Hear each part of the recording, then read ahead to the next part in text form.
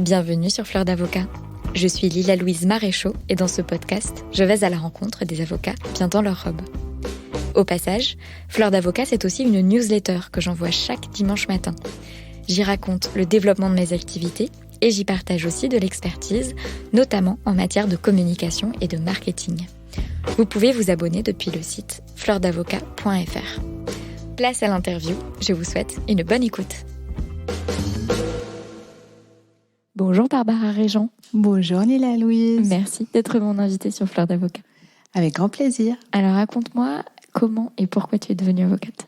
Ah, ça c'est une grande histoire. Avant, j'ai été avouée collaboratrice. Donc mon premier métier, c'est pas celui d'avocat. Et puis en 2005, il y a eu un projet de réforme qui disait que si en tant qu'avoué, on n'était pas installé au 1er janvier 2012, notre diplôme était annulé. Donc, je me suis dit qu'il était temps de partir et j'ai donc utilisé la passerelle en 2007 et je suis devenue avocate. J'ai eu la joie de prêter serment le 3 octobre 2007. Et pourquoi avouer ? Pourquoi avouer ? Alors ça, c'est aussi une grande question. Quand j'étais à la fac et depuis que je suis très petite, je veux devenir avocate. Mais vraiment depuis la 6e. Et puis, pendant mon parcours, j'ai eu des soucis de santé et il a fallu que je réfléchisse autrement. Donc, j'ai été étudiante handicapée, pour tout te dire. Et donc, dans ce cursus, je me disais que jamais je n'arriverais à tenir le rythme d'un avocat. Et donc, j'ai trouvé d'autres solutions. Et mon beau-père, qui lui était avocat, m'a parlé du métier d'avoué en me disant, tu sais, ils vont juste aux audiences près de leur étude et ils restent beaucoup en cabinet, ils travaillent, etc. Et donc, je m'y suis intéressée et j'ai eu la chance, ce qui était très difficile à l'époque, de trouver un stage. Et puis, voilà, je suis partie sur le chemin des avoués. Qu'est-ce qui fait que tu voulais être avocate quand tu étais toute petite, en 6e ? Alors, je pense que c'est presque inné. Je vais te raconter une petite histoire, si tu le veux. Je suis très, très proche de mon cousin qui s'appelle Yves, donc le patron des avocats. C'est amusant. Et un jour, mes parents partent en voyage et à ce moment-là, je vais chez ma tante. Et donc, à l'époque, tu vois, on est dans le dernier tiers des années 70. Et donc, je vais dans son école. On me met dans sa classe. On a 1 an de différence. On me met dans sa classe et je suis 3 jours d'école avec lui. Et une de ces journées, la maîtresse ne l'appelle pas par son prénom. Elle appelle tous les enfants. Tu vois, dans la classe, on fait des petits jeux. Elle appelle tous les enfants. Et lui, elle l'appelle poil de carotte. Et je suis toute petite. Parce que, tu vois, c'est des classes de maternelle. Et moi, je me lève. Et pourtant, j'ai été bien élevée. Tu vois, on m'a dit, tu réponds pas aux adultes, etc. Et je me lève et je lui dis, ah non, madame, il ne s'appelle pas poil de carotte, il s'appelle Yves. Et je dis toujours que c'est ma première plaidoirie. Ben ouais, c'est vrai. J'allais dire, c'est la première fois que tu as parlé pour défendre d'autre. quelqu'un. Voilà. Et avouer, ça s'est réellement trouvé être une profession plus compatible avec tes contraintes dues à ta maladie ? Alors oui, je trouvais que ça l'était, c'est-à-dire que c'était un métier plus calme quand même si on avait un rythme en cabinet dans la journée qui était contraint, parce qu'il y avait des audiences le matin et en début d'après-midi, donc ça c'était un peu contraignant. Mais par contre, c'est un métier que j'ai beaucoup aimé. Et C'était un métier très intéressant, on concluait beaucoup, contrairement aux idées reçues. On faisait évidemment beaucoup de procédures, donc j'ai eu un attachement particulier pour la procédure civile. Et puis, j'aimais bien les rapports avec les magistrats. Vraiment, on se connaissait. Au bout d'un moment, ils te faisaient confiance. Donc, ce rapport régulier que malheureusement, les avocats ont beaucoup moins maintenant. Et bon, on connaît un petit peu toutes les difficultés. Et j'essaie de mon côté de faire en sorte de tisser du lien, justement, avec tout un réseau de magistrats qui sont très pro-modes amiables. Parce que moi, je fais aussi partie du GEM. Je ne sais pas si ça te parle. Donc voilà, pour moi, en fait, tout ce tissu, ce lien qu'on avait les uns avec les autres, cette vie de palais, elle était importante. J'ai beaucoup aimé. C'est quelque chose sur lequel Agnès Hermeneux aussi, d'Aix-en-Provence, était revenue dans son interview. C'est aussi une ancienne avouée et elle disait, c'est vrai que, en fait, on connaissait les magistrats, on avait un lien de confiance et ça rendait tout ça très agréable. Et quand il a fallu devenir avocate, parce que finalement, extinction de la profession d'avoué et invitation par la contrainte et la deadline à vraiment switcher, si ce n'est devenir avocat, si ce n'est changer complètement de voie.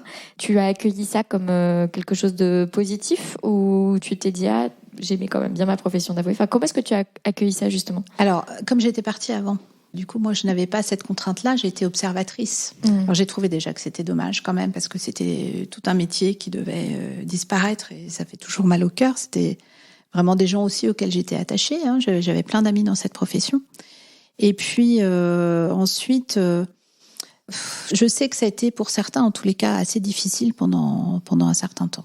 Oui. Je pense que maintenant, ça va mieux pour beaucoup. Ils sont fondus dans le métier, et puis, c'est peut-être aussi le sens de l'histoire, de faire en sorte que les coûts, le fonctionnement soient plus fluides pour les justiciables. Et ça, pour toi, justement, ce changement pour toi, comment est-ce que tu l'as accueilli? Pour moi, ouais. Encore une fois, comme observatrice, parce que j'étais plus dans le métier. Moi, ça faisait déjà 5 ans que j'étais installée, donc j'étais plutôt finalement à aider ceux qui m'appelaient en me disant mais comment t'as fait pour t'installer, voilà, tous les collaborateurs qui se retrouvaient un peu sur le carreau quand même, il faut dire les choses. Donc voilà. Et quand tu as quitté la profession d'avouée, tu t'es tout de suite installée à ton compte comme avocate? Oui. Ouais. Oui. Et alors? Ah bah génial. Je me suis éclatée, j'ai adoré. En fait, si tu veux, j'avais plusieurs. J'ai vu cette réforme en 2005. Et moi, je me suis installée fin 2007. Donc, j'ai eu à peu près 2 ans pour préparer mon installation. Comment est-ce que tu l'as préparée, cette installation? Alors, j'ai regardé un petit peu aussi le marché. Enfin, j'ai fait ce qu'on appelle une étude de marché. J'ai regardé aussi mon réseau. J'ai regardé comment je pourrais soit trouver des gens qui me prendraient comme collaboratrice, soit avec des perspectives d'association, voilà, soit intégrer un cabinet directement comme avocate, comme peut-être associée, parce que c'est des gens que je connaissais et qui savaient ma valeur ajoutée, ou alors m'installer directement. Donc j'ai fait des tests. J'avais fait un test avec un confrère, et j'avais à l'époque un petit garçon, donc qui était petit, mon fils. Et en fait, ce confrère avec lequel j'avais fait un test pour rentrer comme collab et puis après comme associé, il m'appelait à 22h. Et là, je me suis dit, mais c'est pas ça que je veux. Pareil, j'avais des contacts avec des grosses structures et je voyais les conditions de travail et ça ne me correspondait pas. Et puis, ce qu'on me demandait n'aurait pas été moi. Donc, qu'est-ce que ça veut dire, ça n'aurait pas été moi, ce qu'on me demandait? Qu'est-ce qu'on te demandait? C'était pas conforme à mes valeurs. Je vais pas développer, mais c'était pas conforme à mes valeurs. Voilà. Donc, j'ai quand même aussi une espèce d'indépendance, je pense, quand tu t'installes en libéral, c'est que tu es quand même assez indépendante. Et du coup, voilà, je préférais m'installer seule. Alors, après, en structure, c'est-à-dire qu'au début, j'ai loué un bureau. En fait, ce que j'ai fait pour préparer mon installation, parce que c'était ta question première, c'est que j'ai continué à travailler à peu près 1 mois et demi avec mon avouée. Elle me prenait 3 jours par semaine comme avocat. Voilà, elle me rétrocédait des honoraires. Donc, comme une collaboratrice d'avocat, finalement. Et puis, en fait, au bout d'1 mois et demi, j'avais tellement de dossiers que je ne pouvais plus faire les deux. Donc, j'ai arrêté. Et donc, de cette étude de marché, ce que je comprends, c'est que tu as testé des choses. Donc ça, tu dis que tu as préparé ton installation pendant 2 ans et que pendant ces 2 ans, donc tu étais collaboratrice. Donc je continuais, non, j'étais toujours collaboratrice d'avouée, j'étais toujours salariée. J'étais salariée. En parallèle, tu prenais quelques dossiers d'avocats. Exactement, j'ai fait des tests. Ouais. Exactement, j'ai fait des tests. Et tu as fait des tests aussi en termes de type d'expertise, tu vois, ou est-ce que tu as juste testé, entre guillemets, des personnes avec qui tu pourrais travailler, mais est-ce que ça s'est aussi étendu à qu'est-ce que je vais être comme avocate, quel type de matière, quel type de dossier je vais prendre? Oui, j'ai fait des tests sur tous les domaines. Alors évidemment, le champ de l'avoué, il est extrêmement vaste, puisqu'en fait, on faisait du droit immobilier, de la propriété intellectuelle, de la diffamation, du droit de la famille, du droit de la construction, enfin... On faisait de tout, du droit de la santé.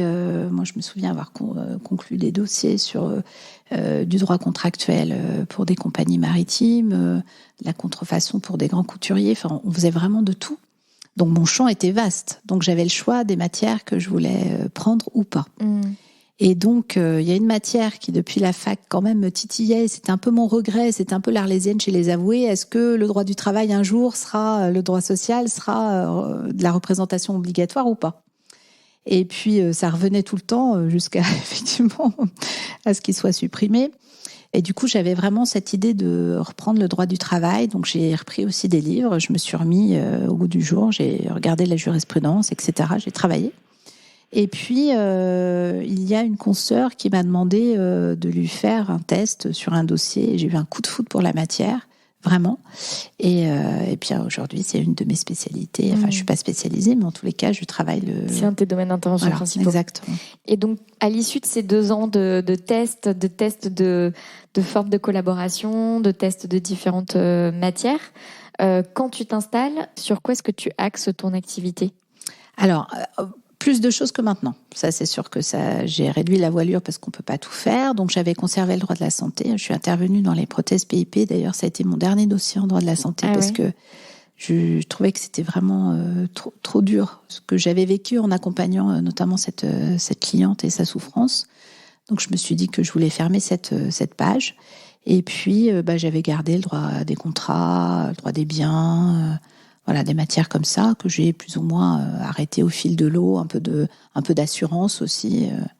Et puis, vraiment, je crois que le droit de la famille coulait dans mon sang depuis longtemps. Et donc, j'ai vraiment axé sur le droit de la famille et le droit du travail ensuite, assez vite. Tu dis que, en fait, au bout d'1 mois et demi d'installation comme avocate, tu avais trop de dossiers, donc tu as dû lâcher ta collaboration avec ton ancienne avocate avouée. D'où, justement, ces dossiers, d'où est-ce qu'ils venaient, tu te souviens ? C'était tout mon réseau, en fait. C'était tout mon réseau qui m'amenait des dossiers. Donc, au moment où tu t'es installée, tu leur as écrit à tous pour leur dire, voilà, ça y est, je suis installée. Voilà, j'avais fait un joli petit cocktail. Et puis, en fait, comme j'avais vraiment aussi beaucoup d'amis, beaucoup de gens qui m'entouraient, alors je suis aussi d'une famille où il y a quelques avocats. Et du coup, tout le monde m'a envoyé des dossiers. C'est vrai que l'avoué travaille avec les avocats, de facto. Donc, il y a plein d'avocats qui connaissaient aussi ma manière de travailler, qui, quand ils ne prenaient pas les dossiers, me les envoyaient. Donc, ça s'est vraiment fait très, très vite. Et tu dis qu'au début, tu prenais pas mal de choses et au fil de l'eau, t'as fermé des portes. Il y a des choses que tu as arrêté de prendre. Tu te souviens un petit peu de...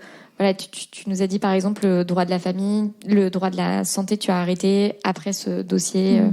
où tu as accompagné une patiente avec une prothèse PIP dans l'indemnisation de son préjudice.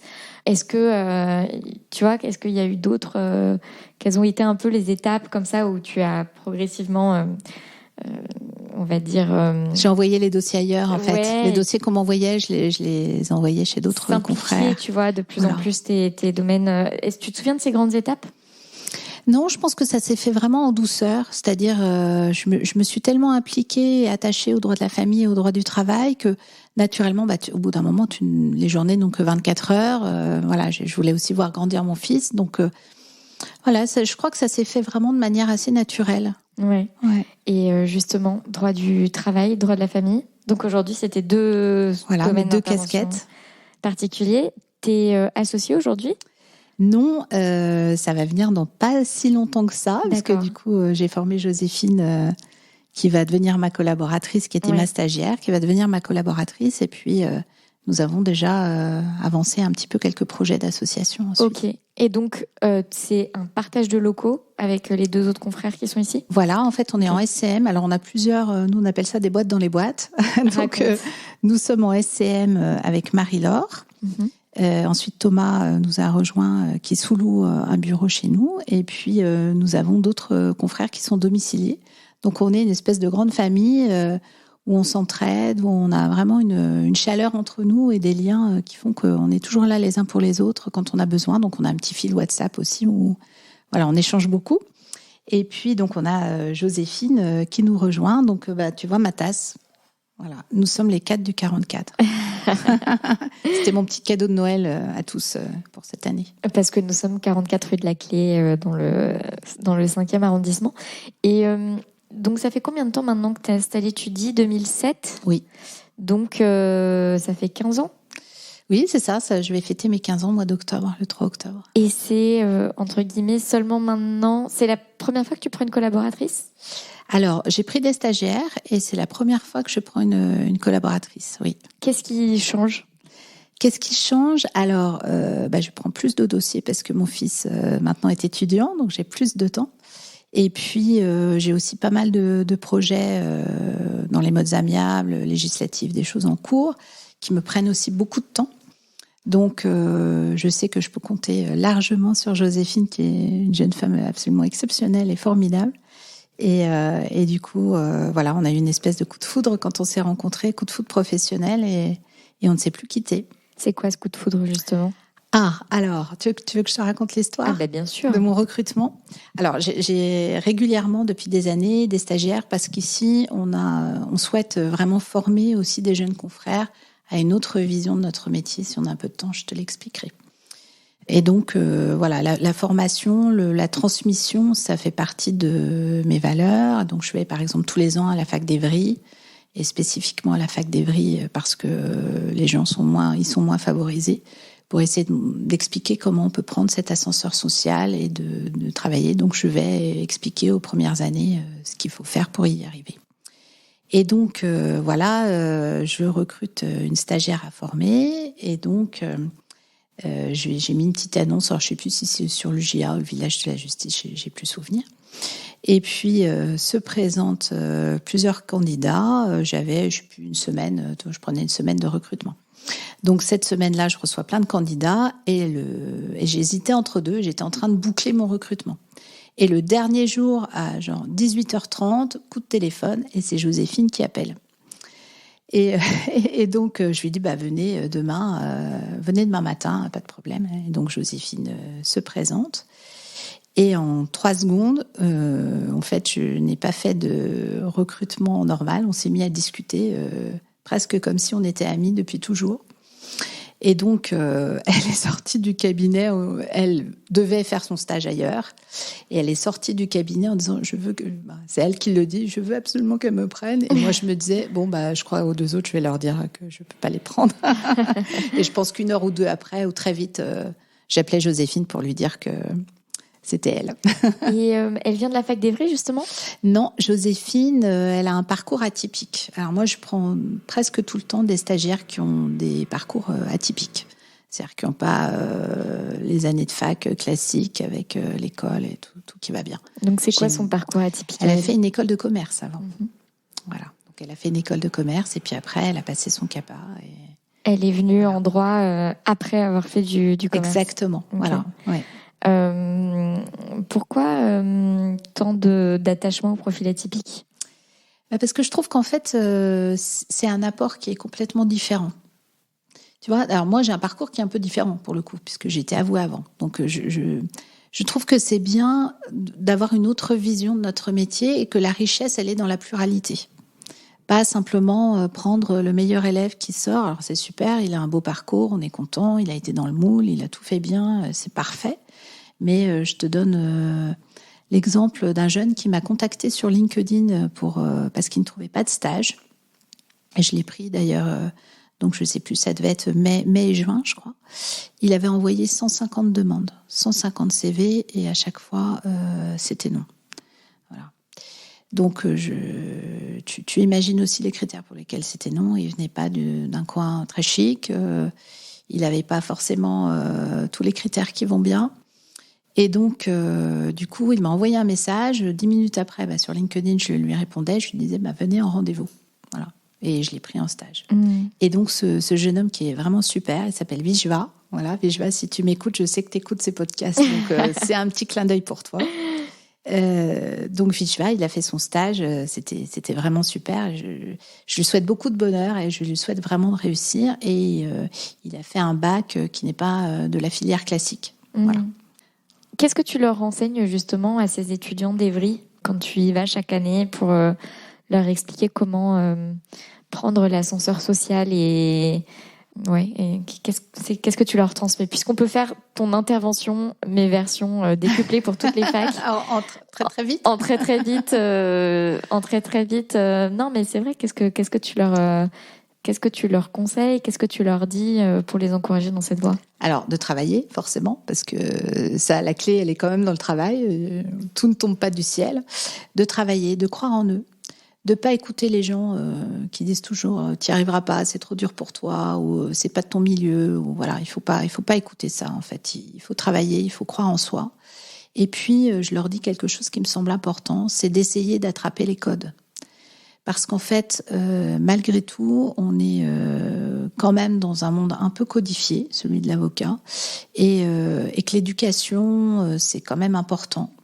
Quand on reçoit un client, il faut avoir les bons gestes, il faut avoir les bons mots, il faut avoir l'écoute, il faut avoir un petit peu de courtoisie. Il faut aussi avoir, un petit peu les codes vestimentaires quand même. Et c'est rigolo parce que dans ce fauteuil, il y a 2 heures, il y avait un client qui me disait vous savez, je vous ai cherché, j'ai vu un peu vos articles, etc., ce que vous faites, ce que vous écrivez et tout ça. Et puis j'ai vu aussi votre allure et pour moi ça compte.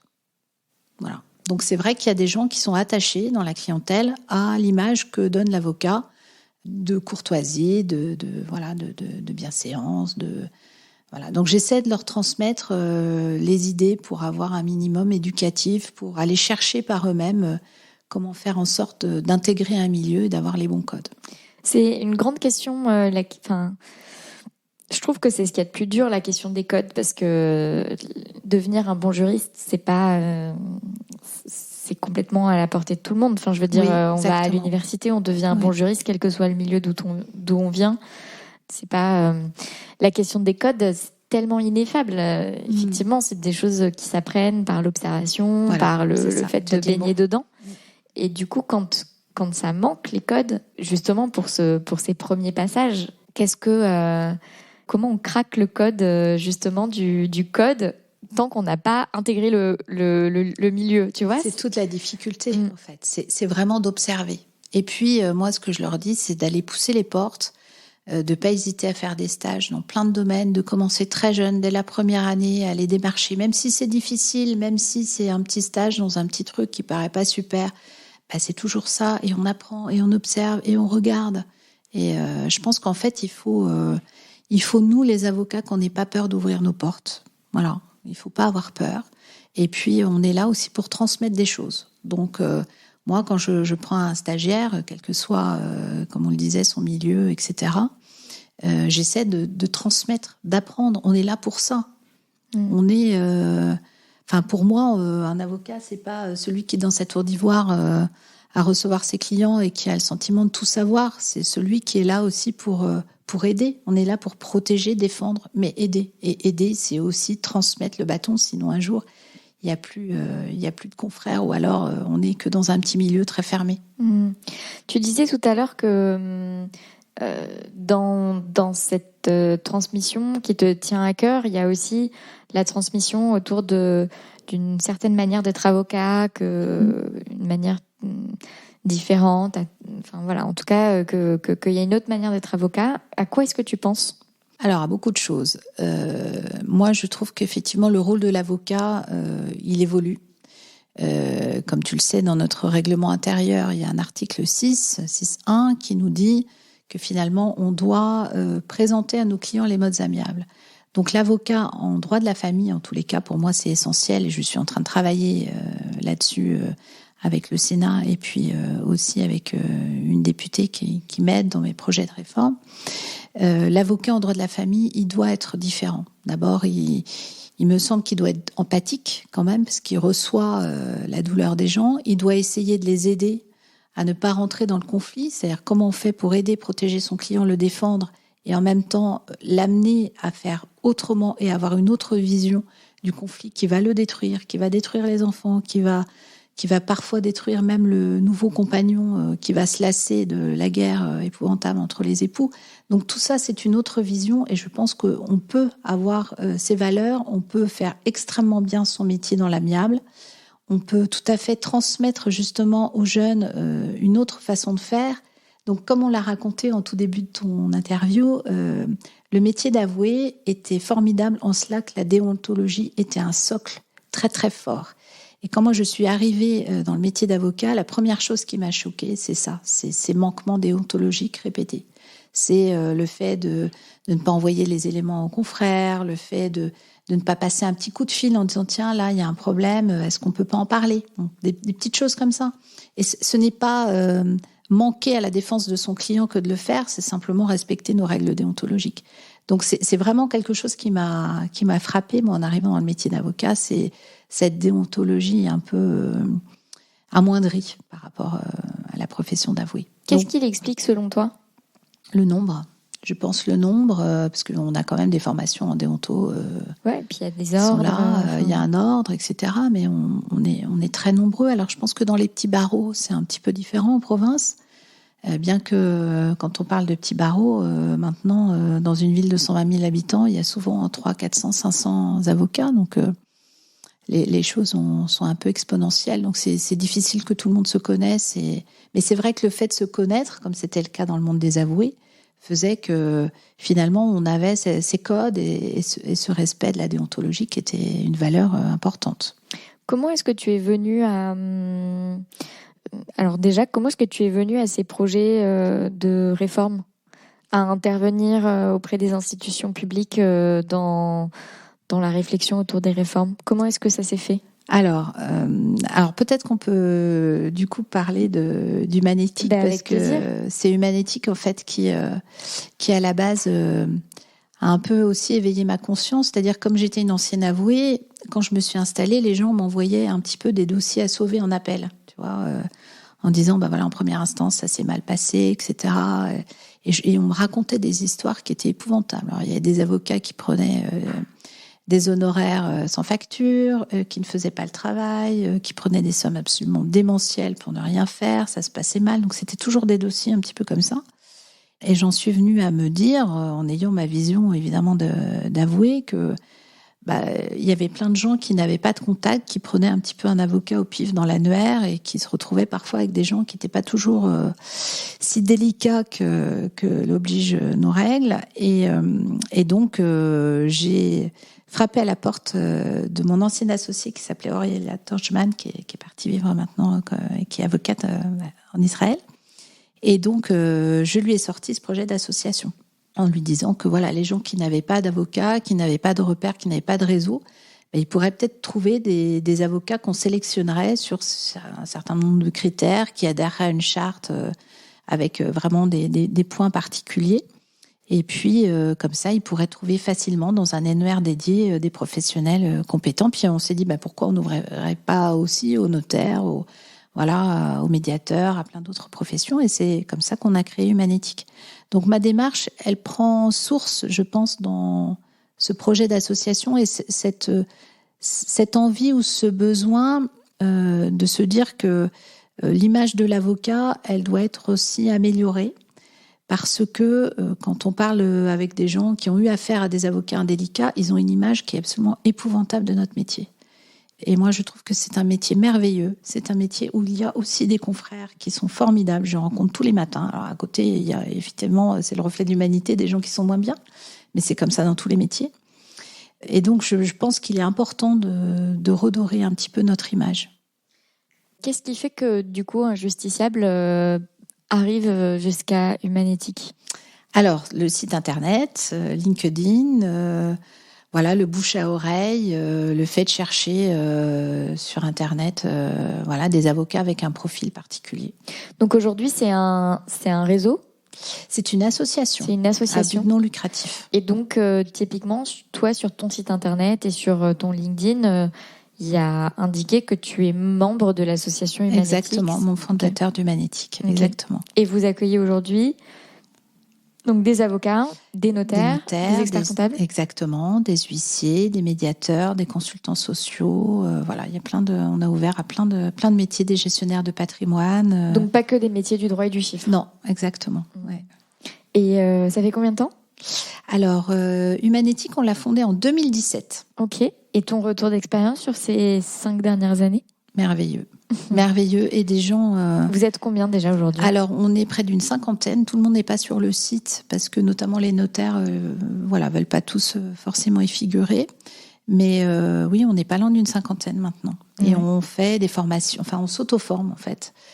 On fait des réunions trimestrielles et nous avons des intervenants extérieurs. On a un fil rouge, on a un thème de réunion. Donc par exemple la prochaine qui est fin septembre, ça va être justement, et c'est incroyable parce les thèmes sont préparés 6 à 9 mois à l'avance. Et là, on va être sur les changements climatiques et sur le droit de l'environnement. Qui est-ce qui intervient pour vous pour parler? Julie Giorno qui va intervenir, qui est une de nos consoeurs et puis qui pilote la réunion. justement. Et donc, elle a monté tous les thèmes de cette fois-ci. Okay. Voilà. Donc, pas que de la formation, ce qui est logique vu que vous n'êtes pas que des métiers du droit et du chiffre, oui. Pas que de la formation technique en fait. Voilà, alors en fait dans notre principe, c'est qu'on a toujours un thème tourné vers l'extérieur et un thème tourné vers l'intérieur, sur ce fil rouge. Et le fait aujourd'hui d'agrandir ton cabinet avec cette collaboratrice, alors que jusqu'à maintenant tu prenais que des stagiaires, donc ce que je comprends c'est que ça vient accompagner plus de projets annexes à l'exercice stricto sensu de la profession d'avocat. Donc, ce que j'entends, c'est du lobbying. Et la question, on a parlé d'Humanitix parce que, initialement, je t'avais demandé d'où était venue l'opportunité d'intervenir dans la réflexion autour des réformes. Oui. Et donc, tu m'as dit, c'est à travers Humanitix. Donc, du coup, on reconnecte. Voilà, si on reconnecte. Oui, alors donc au travers du Magnétique, j'avais toujours tous ces dossiers qui m'étaient apportés et qui étaient lourds. Et puis cette prise de conscience aussi, du besoin vraiment d'apaiser les dossiers en droit de la famille. Et je pense que là, pour le coup, on est vraiment dans une urgence. C'est-à-dire qu'on voit que le système judiciaire il craque de partout. J'étais intervenue à l'Agora de la justice au Sénat. Il y a quelques temps, j'avais été invitée, donc j'avais eu la possibilité de m'expliquer et d'intervenir sur les modes amiables. Et pour moi, c'est vraiment le cœur du système. C'est-à-dire qu'il est temps, et pour là, c'est une vraie urgence, de changer les mentalités dans la perception de ce qu'on doit faire en droit de la famille en tant qu'avocat. C'est-à-dire que moi, je vois des confrères qui vont attiser parfois, je ne sais pour quelle raison, ou en tous les cas, je ne vais pas les annoncer ici, des dossiers et le feu dans les familles, c'est-à-dire qu'ils vont mettre le feu, ils vont traumatiser les enfants par les conseils qu'ils vont donner, parce que finalement, on est tous responsables, nous sommes des adultes, et c'est nous qui gérons les dossiers, nous les avocats, nous les juges, nous les parents. Et donc, on a cette responsabilité vis-à-vis des enfants d'éteindre l'incendie et de faire en sorte que ça se passe bien. Donc, si on va donner le conseil, par exemple, de couper le robinet à la mère qui peut plus nourrir ses enfants, évidemment, on va rentrer dans le conflit. Évidemment, on va rentrer dans du dur. Donc, il faut essayer de se mettre autour d'une table. Il faut utiliser la médiation. Il faut utiliser le collaboratif. On est là pour ça. Et il faut effectivement aviser nos clients de toutes les possibilités de faire autrement que le conflit. C'est fou parce que, je pense que c'est des mondes parallèles et que c'est pas pour rien que les gens me sont recommandés pour le podcast. Mais moi, j'ai l'impression que tous les avocats en droit de la famille à qui je parle tiennent un discours qui rejoint le tien. C'est-à-dire un discours de s'il faut se battre, on se bat, mais c'est un dernier recours et avant tout, on est là pour aider au dialogue, la promotion de la médiation, la promotion des modes amiables, l'intérêt de l'enfant en premier. Et cette logique d'apaisement. Et donc, en fait, j'en viens à me dire, mais je ne sais pas où est le mythe, en fait. Du coup, c'est-à-dire que où tous les avocats portent un discours et il y en a toute une partie qui ne respecte pas ce discours, ce qui est tout à fait envisageable, ou c'est juste qu'ils n'arrivent pas jusqu'à fleur d'avocat. C'est possible. Je ne les croise pas, on est dans des bocaux différents. Mais oui, non, je veux dire, c'est vrai quoi que j'ai vraiment l'impression que maintenant c'est un discours. Et tu vois, j'imagine que tu le connais, Irbod Degani. Oui, bien sûr, que j'avais interviewé sur le podcast et il me disait on parlait de cette question et je lui disais mais est-ce que vous avez l'impression que ça prend? Et il me disait est-ce que vous avez l'impression que ça prend? Et je lui dis moi j'ai l'impression que tout le monde en parle, donc du coup j'ai encore du mal. J'ai du mal à concevoir qu'on en parle encore comme d'une innovation ou d'un futur de la profession d'avocat qui irait vers les modes amiables et le collaboratif, alors que tout le monde autour de moi, tous les avocats autour de moi, parce que j'ai aussi des gens autour de moi qui ne sont pas avocats, me parlent du DU de médiation, me parlent de cette approche qui les séduit. C'est vraiment quelque chose qui est hyper prégnant dans le milieu dans lequel j'évolue. Et donc, du coup, moi, j'ai une dissonance cognitive énorme, tu vois. Et j'imagine que toi aussi, tu as une dissonance cognitive énorme. Moi, du coup, je passe aux actes. C'est-à-dire que c'est pour ça que j'ai fondé les Avocats de la Paix. C'est pour justement réunir aussi autour de cette association tous les avocats qui veulent faire que ce soit pas simplement des paroles, mais aussi des actes. Donc, pour le coup, on passe à l'acte. Mais dans ton exercice au quotidien, les confrères contre qui tu es dans les dossiers, oui. Tu dirais que c'est quelle proportion qui n'est pas... Alors, on va partir de la base, c'est-à-dire la déontologie. Oui. Et ensuite, dans une démarche de collaboration et de médiation et et apaisons le conflit le maximum, essayons d'éviter d'en arriver au moment où en fait ce divorce, cette séparation, cette question va se solder parce qu'un juge aura tranché. Tu dirais que c'est quelle proportion, on va dire? Alors, je vais répondre à ta question par mes chiffres et après on va glisser vers la réponse finale. Okay. Moi, je suis entre 90 et 95% d'amiables en famille. C'est-à-dire les seuls dossiers contentieux que j'ai, ce sont des dossiers où vraiment on peut rien faire parce qu'il y a de la violence, parce que il y a des problèmes de toxicité parentale, parce que voilà le confrère n'est pas du tout dans la démarche et quoi que je dise, je n'arriverai pas à le convaincre. Mais j'essaye par rapport à des confrères qui ne sont pas formés, toujours d'expliquer et je peux y revenir 20 fois. J'ai une patience sans borne, donc je peux proposer 20 ou 30 fois, s'il faut, de passer par les modes amiables, et je peux avoir 19 non, et un jour me dire que le 20e, ce sera oui. Donc voilà, je te donne un exemple concret d'un dossier où c'est pas possible. J'ai un dossier où, en 4 ans, contre moi, j'ai eu 15 avocats. 15 avocats différents. Donc, ça te donne une idée du client adverse. C'est une cliente en l'espèce. 15 avocats. Et dans ce dossier-là, aux 15 confrères, j'ai proposé les modes amiables, malgré tout. Voilà. Donc, tout ça pour te dire que je pense que les modes amiables, il faut jamais renoncer. Et quand tu me dis combien tu as à peu près de confrères dans les dossiers, alors je trouve que les confrères sont malheureusement en nombre pas assez formés. Le nombre de confrères, même s'il y en a de plus en plus, bien évidemment, qui maintenant ont aussi le diplôme de médiateur.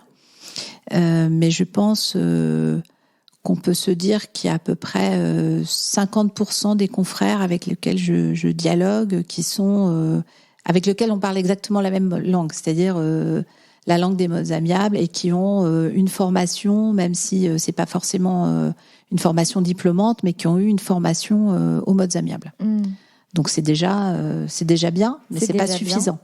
C'est-à-dire pour moi, ça doit être 100%. Oui. Et puis ensuite, une fois qu'on a eu la formation, il y a la formation et puis il y a la mise en application. Exactement. Et j'imagine qu'il y en a avec qui tu vois que tu as le même dialogue, mais que dans la mise en pratique, c'est plus difficile. Cela dit, j'imagine que c'est aussi ceux qui sont le plus faciles à amener dans une démarche justement de mise en pratique, quoi. Finalement, tu les accompagnes juste dans le fait d'embrasser pleinement cette approche et cette philosophie. C'est ça. Et puis, il y a aussi le fait de se dire que ces confrères-là, tous ne vont pas faire la démarche de convaincre leurs clients d'aller vers les modes amiables. Pour des raisons... alors, on va se parler franchement, mais ça peut être parfois aussi pour des raisons de chiffre d'affaires. Parce que certains se disent que les modes amiables ne permettent pas forcément de vivre, ce qui est faux. Il faut vraiment se dire que on peut très bien vivre, le cabinet peut très bien tourner en ne faisant quasiment que des modes amiables. Et j'avais encore cette discussion avec Karine Jacob, qui est une de nos consoeurs de Castres, qui est membre des Avocats de la Paix et qui est médiatrice également. Et elle me disait que elle fait face à la peur des confrères. C'est beaucoup plus difficile, peut-être en province, et ils ont peur de se dire, si je ne dis pas à mon client que je vais foncer, que je vais être agressif, etc., je n'aurai pas le dossier. Parce qu'elles ont l'impression que c'est ce qu'attendent leurs clients, alors qu'en fait, le réel besoin et la réelle attente du client, c'est de solder le conflit. De trouver une solution, exactement. Et je pense que là, pour le coup, on manque de politique publique. C'est-à-dire qu'il faut vraiment que l'État se saisisse des modes amiables, fasse une vraie communication, explique aux gens. Par exemple, quand tu vas sur le site du tribunal, je trouve que c'est très peu expliqué, très mal. Je fais un parallèle avec le marketing. Mais tu vois, dans le marketing, il y a ce truc où en fait, tu dois découvrir ce qui te permet d'avoir un marketing vraiment efficace, c'est de pouvoir découvrir quel est le réel besoin de ton client. Et ton client n'en est pas forcément conscient en fait de son besoin et de son attente. Et donc c'est en fait tout un travail en tant que tel de travailler tes clients potentiels, en tout cas ceux que tu veux aider, pour découvrir quel est le besoin derrière une aspiration, mais tel que eux le formulent. Tu vois, typiquement, moi par exemple, mes clients, leurs besoins, c'est pas tellement, ils ont besoin de développer leur clientèle, mais la question c'est pas tellement le développement de leur clientèle. La question c'est surtout qu'ils veulent avoir assez de clients pour pouvoir avoir un équilibre de vie qui leur convient, choisir leur dossier et avoir un cabinet qui soit rentable avec des dossiers qui leur plaisent pour en fait avoir une bonne qualité de vie comme avocat. En fait, le développement de clientèle, c'est un moyen pour leur faire arriver à une bonne qualité de vie professionnelle parce qu'ils vont pouvoir travailler sur des dossiers qui les intéressent, avoir des clients avec qui ils prennent du plaisir à travailler et le tout en ayant une activité qui soit rentable. Et donc en fait, dans ton marketing, tu vas parler de développement de clientèle, certes, mais en fait, tu vas aussi surtout et d'abord parler de ça, c'est-à-dire que c'est surtout un vecteur pour atteindre ce besoin profond et cette attente profonde. Et si je fais ce parallèle en fait avec les meubles amiables, c'est que je pense que tu vois, il y a presque un défaut de ces avocats dont tu parles, qui pensent que ce qu'attendent leurs clients, c'est ça, c'est la bagarre, c'est le conflit, c'est d'être défendu armure et épée, tu vois, genre sortie, d'avoir raison, voilà. Alors que si la recherche était approfondie avec leurs clients, ils se rendraient compte qu'en fait, en creusant, ce que veulent les gens, c'est pas tellement ça, c'est de laisser ça derrière eux, de pouvoir se séparer une bonne fois pour toutes, d'avoir des enfants qui peuvent voir leurs parents, qui vont bien, Et donc voilà, ça me fait penser à ce parallèle. Mais alors, ton parallèle est d'autant plus judicieux qu'en fait, c'est ma philosophie que tu as décrite. C'est-à-dire que moi, je ne prends pas tous les dossiers. J'aurais pu encore plus développer mon cabinet, avoir plus de collaborateurs. C'est pas l'objectif, c'est pas ça. L'objectif, c'est depuis toujours d'avoir une qualité de vie, une qualité de travail. Parce qu'en fait, le bien-être au travail, que toi, tu sois bien, ça te permet de bien accompagner les gens. Donc c'est vraiment ça pour moi qui est important. C'est qu'est-ce que je peux leur apporter, comment je peux les aider à rebâtir quelque chose. Parce qu'en fait c'est facile en fait, de faire de l'avocat en one shot. Ok, tu veux divorcer, on divorce, ton dossier c'est comme ça. Moi c'est pas du tout ma vision en fait du rôle de l'avocat. Ma vision du rôle de l'avocat, c'est les gens viennent avec leurs difficultés. Ils te livrent ce qu'ils ont à te livrer, mais tu vas aussi les écouter. Tu vas les écouter aussi par le langage du corps.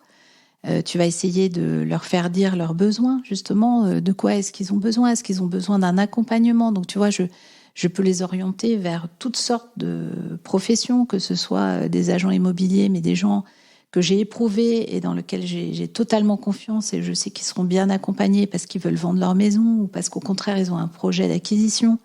Je trouve aussi, dans notre réseau Humanétique, on a une consultante sociale. Donc, tu as des gens qui peuvent avoir des difficultés financières.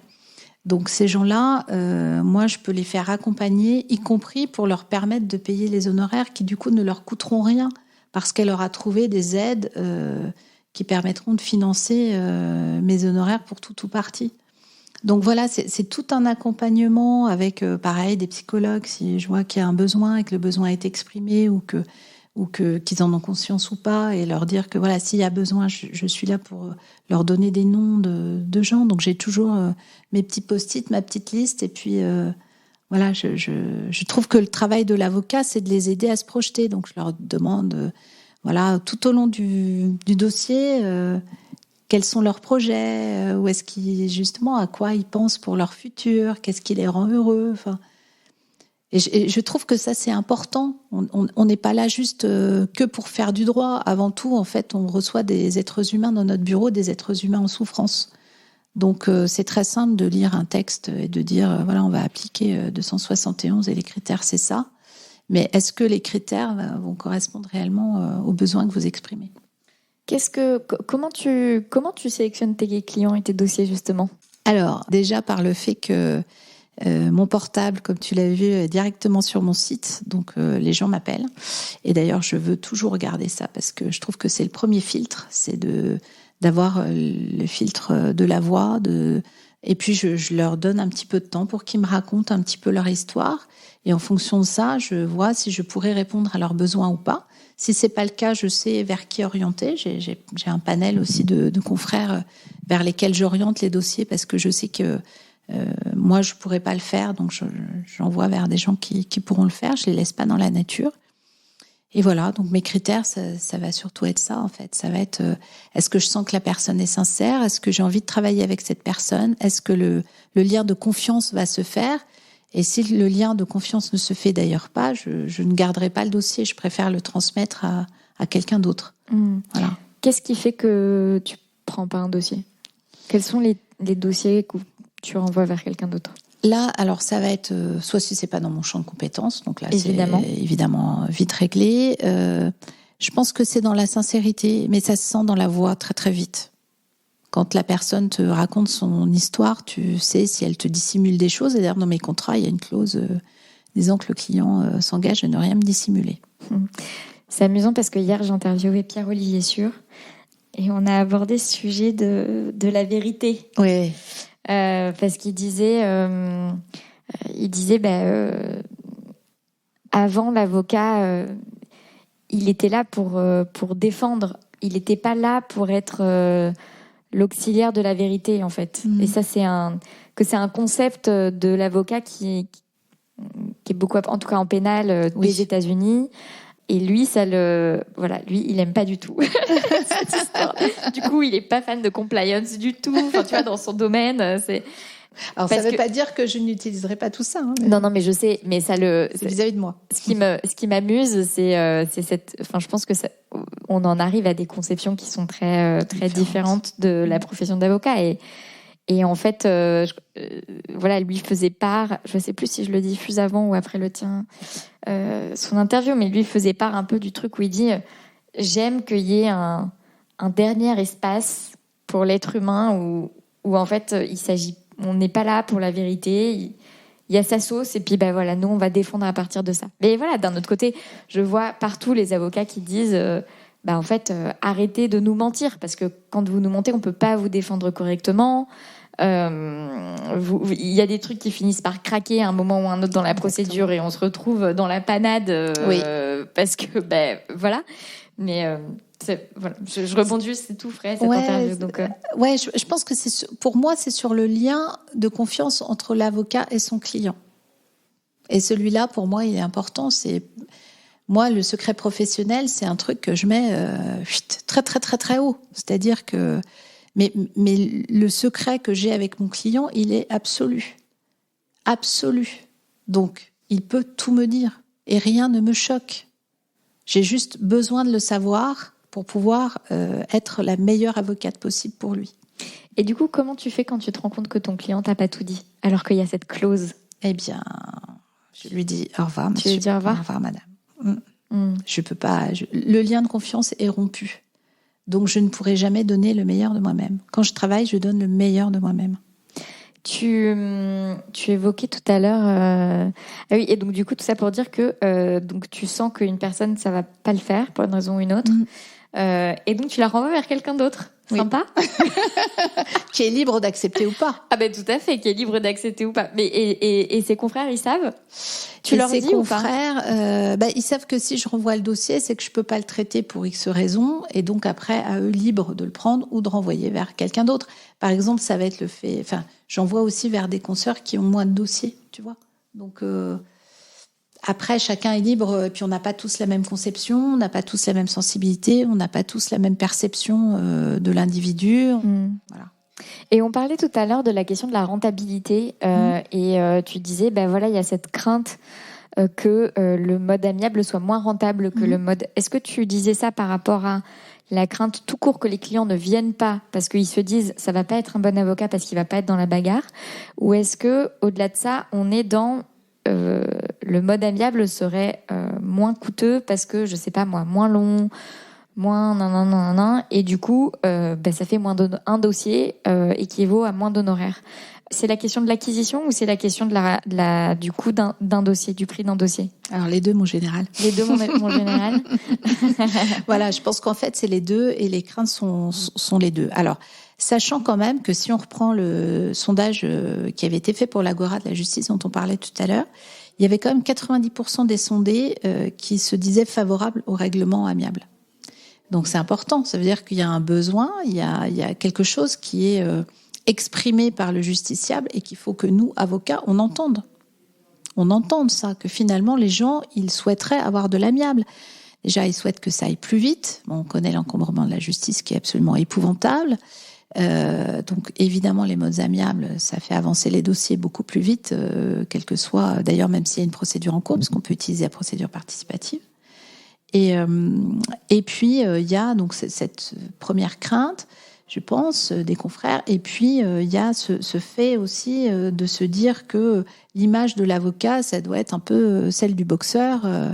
Mais c'est pas du tout ça. Encore une fois, moi, j'ai souvent des clients qui me disent je suis venu vous voir parce que j'ai lu vos posts ou j'ai lu vos articles ou j'ai vu votre site et ça correspond à ce que je recherche. Et ils sont très, très, très nombreux.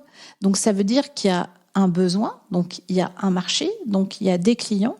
Et encore une fois, quand on fait de l'amiable, qu'on arrive à une solution, ça veut dire que des deux côtés, les clients seront satisfaits. Donc, un client satisfait, qu'est-ce que ça fait ?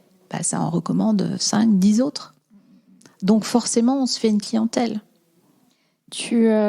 Comment tu fonctionnes, toi ? Tu fonctionnes au forfait ? Tu fonctionnes à l'horaire ? Jamais. Voilà, en droit de la famille, qu'à l'horaire. Alors après, c'est ma conception à moi. Mais chez moi, en fait, j'ai un taux horaire. J'ai un taux horaire qui correspond à la réputation de mon cabinet, à mon ancienneté, etc. Et ce taux horaire, il correspond très simplement à des revenus qui sont supérieurs à 10 000 euros par mois. Et ensuite, il sera dégressif par tranche jusqu'à un plancher qui est plutôt assez bas pour me permettre d'être le même avocat pour tous. Donc, quand, par exemple, je sais pas, quelqu'un qui gagne 3 ou 4 000 euros, il va pas payer la même chose que celui qui gagne 10 000 euros. C'est le métier traditionnel de l'avocat, normalement, de faire ainsi. Et je l'explique à tous mes clients, quel que soit leur degré de fortune. Donc, je leur explique mon taux, je leur explique pourquoi je le fais. Et pour moi, en fait, c'est un facteur de justice sociale. J'estime que je dois être la même pour tous. Je suis pas sûre de comprendre cet aspect dégressif. En fait, t'as pas le même tarif horaire en fonction du revenu de la personne. Exactement. Okay. Sachant que si j'ai le taux horaire affiché de mon cabinet, mais qui pour moi correspond à des revenus, enfin c'est simple, je peux le dire, c'est 350 euros hors taxe de l'heure. Ouais. Et pour moi, ça correspond à des gens qui gagnent 10 000 euros ou plus par mois et qu'ensuite, je réduis ce taux. En fonction des tranches de revenus. Voilà, j'ai fait des tranches, un calcul par tranche. Et comme ça me permet de pouvoir travailler pour toutes les catégories sociales. Et comment est-ce que c'est perçu pas tellement l'aspect dégressif, mais l'aspect au taux horaire. Comment est-ce que toute ta perception de comment le prennent les clients ? Très bien. J'ai jamais de clients qui me demandent des forfaits, en fait. Okay. Déjà, je l'annonce lors du rendez-vous téléphonique, j'explique. Et puis, j'explique à tous mes clients comment je travaille, pourquoi je travaille comme ça. Et en général, tous me disent, mais c'est génial. Et ceux qui paient le taux plein, c'est-à-dire 350 euros hors taxe de l'heure, me disent qu'ils trouvent ça vraiment normal et très, très bien. Mmh. Donc, j'ai plutôt que des très bons retours. C'est intéressant en fait, la question du tarif, elle est beaucoup trop complexe pour pouvoir dire il faut faire comme ci, il faut faire comme ça, parce que ça dépend tellement de chacun. Exactement. Mais au-delà du mode de fonctionnement de chacun, ça dépend de la notoriété de chacun, ça dépend de la désirabilité, quoi, aussi, qui fait qu'il y a des conditions qui sont plus ou moins acceptées. Mais voilà, donc je trouve ça intéressant, je voulais te poser la question. Et du coup, si je complète quand même, je n'ai jamais de problème de paiement d'honoraires. Tu envoies à la fin du mois, tu envoies... Toutes les 5 heures. Toutes les 5 heures. 5 heures. Toutes les 5 heures, je laisse aux gens le temps qu'il faut pour payer. Je me permets de payer en plusieurs fois. Enfin, moi, je trouve que justement, le fait d'avoir une clientèle fortunée auquel j'explique mes conditions de travail et pourquoi je le fais, ça me permet de donner des facilités à ceux qui ont moins d'argent. Et moi, surtout, je peux être la même avocate pour tous, quoi. C'est pas mal cette règle de toutes les 5 heures.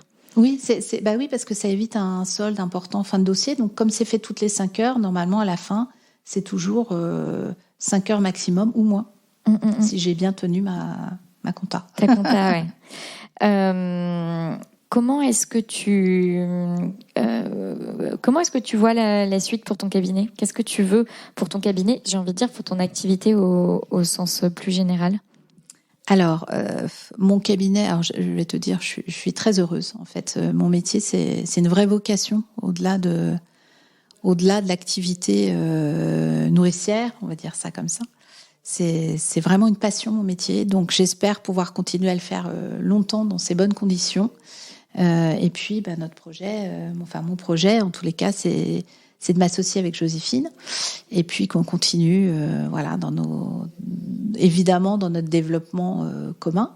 Et puis aussi à pouvoir nous donner pour la cité, puisqu'on parlait tout à l'heure de mon engagement, avec le Sénat et puis avec l'Assemblée, c'est de pouvoir continuer à travailler à l'amélioration des conditions de travail des professionnels, mais surtout et avant tout de protéger les familles, les enfants, et de faire mieux dans notre droit. Parce que aujourd'hui, ce qu'on voit, pour moi, c'est une forme de violence institutionnelle. C'est-à-dire qu'un enfant doit attendre 18 mois, 2 ans pour qu'il y ait une décision qui soit rendue, qui va statuer sur sa résidence. Je trouve que c'est violent.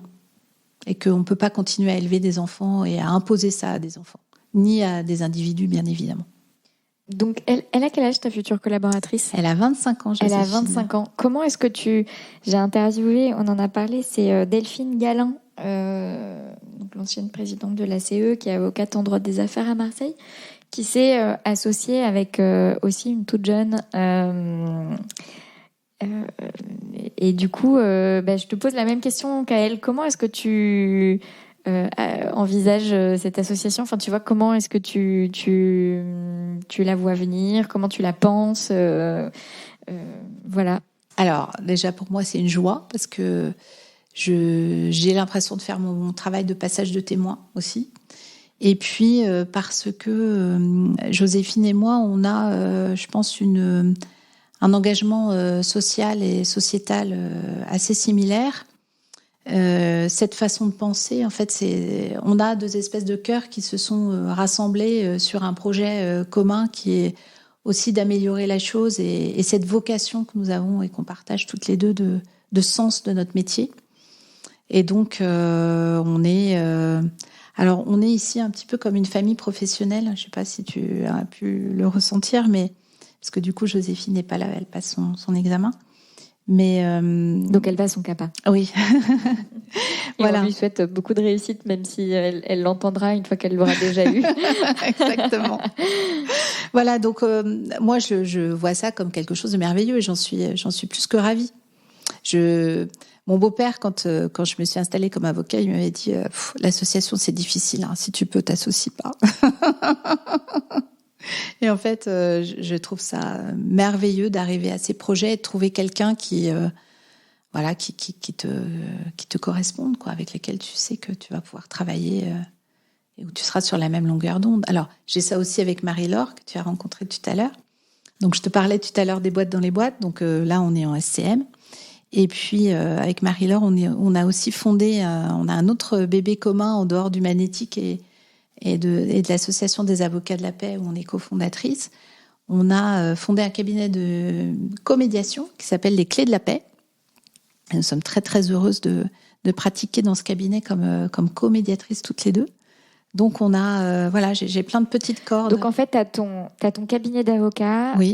Dans lequel tu pratiques, tu promeus la médiation, oui. Et tu pratiques les modes amiables et collaboratifs, mais tu n'es pas médiatrice. Quand je suis avocate, je suis seulement avocate du côté de ton client. J'accompagne en médiation. Et quand tu interviens dans les clés de la paix.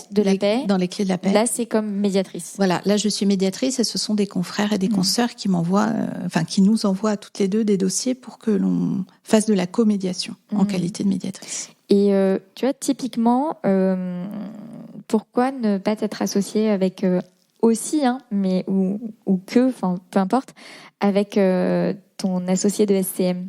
Avec Marie-Laure. Ouais, avec Alors Marie-Laure. on avait, quand nous sommes rencontrés, on avait chacune notre cabinet. Et en fait, on adore les liens que nous avons. Donc, on n'a pas forcément envie d'avoir des liens d'associés dans le cadre de notre activité d'avocate. Pas envie de plus d'intégration, quoi. On est très proches, mais le système que l'on a nous satisfait pleinement. Mais écoute, je te souhaite autant de réussite avec Joséphine, c'est ça? Oui, avec Joséphine. Les associations, c'est qu'a posteriori qu'on peut savoir si ça marche ou pas. Exactement. Hier, c'est pareil, je demandais à Pierre-Olivier Thiaud, alors, c'est quoi le secret de la réussite de 22 ans de... Parce qu'il n'y a pas beaucoup de cabinets, d'associations qui sont encore en association 22 ans plus tard. C'est vrai. Donc, je trouve que c'est une question qui m'a été posée. Quelle est ta dernière joie? Ma dernière joie Ma dernière joie, c'est une bonne question, ça. J'en ai tellement, en fait. Pour moi, c'est pas la dernière, c'est la suivante. Tu vois, il y en a toujours une à venir. Donc, mais du coup, la dernière, elle m'intéresse quand même. Alors, la dernière joie... je vais te dire un truc drôle. C'est le client qui m'a dit que j'étais encore plus belle que sur mon site. Ça m'a fait rigoler. Tu sais quoi, je suis tout à fait d'accord avec lui, et donc je pense qu'il est temps que tu fasses refaire ta photo de c'est ce que je me suis professionnelle, parce que je te trouve beaucoup plus, t'étais beaucoup plus belle que sur ta photo professionnelle. Voilà, je sais pas comment le dire autrement. Ça me fait rire. Mais voilà. Et qu'est-ce que tu portes sous ta robe? Qu'est-ce que je porte sur ma robe? Mon humanité. Merci beaucoup. Et elle est aussi dessus, en fait. Merci beaucoup pour cet échange. Vous avez écouté l'épisode jusqu'au bout, donc j'imagine que ça vous a plu. Pour me remercier et pour aider d'autres personnes comme vous à découvrir le podcast, vous pouvez le partager, vous abonner depuis votre application d'écoute de podcast et laisser un avis et 5 étoiles. Ça fait vraiment la différence au niveau des algorithmes. À la semaine prochaine!